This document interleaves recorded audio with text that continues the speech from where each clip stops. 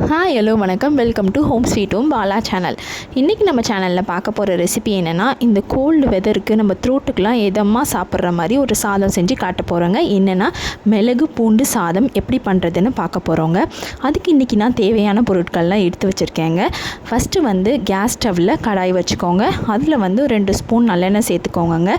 சேர்த்துட்டு அதில் ஃபஸ்ட்டு பூண்டு சேர்த்துலாம். பூண்டு 2 பூண்டு நான் ஃபுல்லாக உரித்து வச்சுருக்கேன், அதை சேர்த்துக்கலாங்க. ஃபஸ்ட்டு சேர்த்துட்டு ஒரு கைப்பிடி அளவு கருவேப்பிலை வாஷ் பண்ணி வச்சுருக்கேன், அதை சேர்த்துக்கோங்க. சேர்த்துட்டு மிளகு 2.5 ஸ்பூன் எடுத்து வச்சுருக்கேங்க, அதை சேர்த்துக்கோங்க. அதை சேர்த்துட்டு காஞ்ச மிளகாய் ஒரு ஆஃப் தாங்க நான் எடுத்துக்கிறேன். குழந்தைங்க சாப்பிட்றனால நீங்கள் 1 கூட எடுத்துக்கலாம். ஆனால் மிளகு சேர்க்குறனால அதுவே காட்டம் அதிகமாக இருக்கும். அப்புறம் 2 ஸ்பூன் உளுந்து, 2 ஸ்பூன் கடலப்பருப்பும் சேர்த்து நல்லா ஒரு 5 நிமிஷம் வதக்கினக்கப்புறம் ஒரு அரை ஸ்பூன் தனியாவும் 1 ஸ்பூன் வெள்ளை எள்ளோ கருப்பு எள்ளோ நான் 2 எடுத்திருக்கேன், அதையும் சேர்த்து ஒரு 5 நிமிஷம் நல்லா கைவிடாமல் வதக்குங்க. வதக்கிட்டு இதை நம்ம ஜாரில் சேர்த்து அரைச்சி எடுத்துடலாங்க.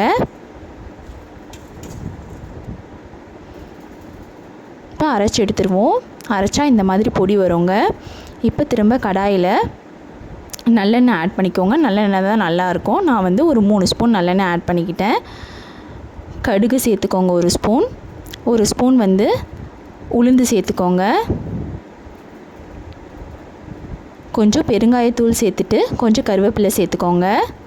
சேர்த்துட்டு நான் வேர்க்கடலை உரித்து வச்சுருக்கேங்க, அதை சேர்த்துக்கிறேன். நீங்கள் முந்திரி கூட சேர்த்துக்கலாம். ஒரு பெரிய வெங்காயம் பொடி பொடியாக நறுக்கி வச்சுருக்கேன், அதை சேர்த்துட்டு தேவையான அளவு உப்பு சேர்த்துக்கோங்க. நான் சாதம் உப்பு சேர்க்காம தான் வடிச்சிருக்கேன், ஸோ நான் இதிலே தேவையான அளவு உப்பு சேர்த்துட்டேன். அப்புறம் 1/4 டீஸ்பூன் மஞ்சள்தூள் சேர்த்து நல்லா கிண்டி விடுங்கங்க. இந்த ஸ்டேஜில் நம்ம அரைச்சி வச்சுருக்க பொடி எல்லாத்தையும் சேர்த்துட்டு ஒரு 1-2 நிமிஷம் நல்லா கிண்டி விடுங்க. இப்போ நம்ம கேஸ் ஆஃப் பண்ணிடலாங்க. கேஸ் ஆஃப் பண்ணிவிட்டு சாதம் இந்த மாதிரி உதிரி உதிரியாக நல்லா வடித்து வச்சுக்கோங்க. நான் 1.5 ஆளாக்கு சாதம் வடித்து வச்சுருக்கேங்க. அதில் ஒரு 3 ஸ்பூன் நல்லெண்ணெய் சேர்த்துட்டு நம்ம செஞ்சு வச்சுருக்க பொடியை இதில் சேர்த்துடலாம். சேர்த்துட்டு நல்லா கிளறி விடுங்கங்க. இதில் நல்லெண்ணெய் எவ்வளோ சேர்க்குறீங்களோ நல்லா டேஸ்ட்டும் கூடுதலாக இருக்கும், ப்ளஸ் ரொம்ப காரமும் இல்லாமல் இருக்கும். இப்போ நல்லா கலந்தாச்சுங்க.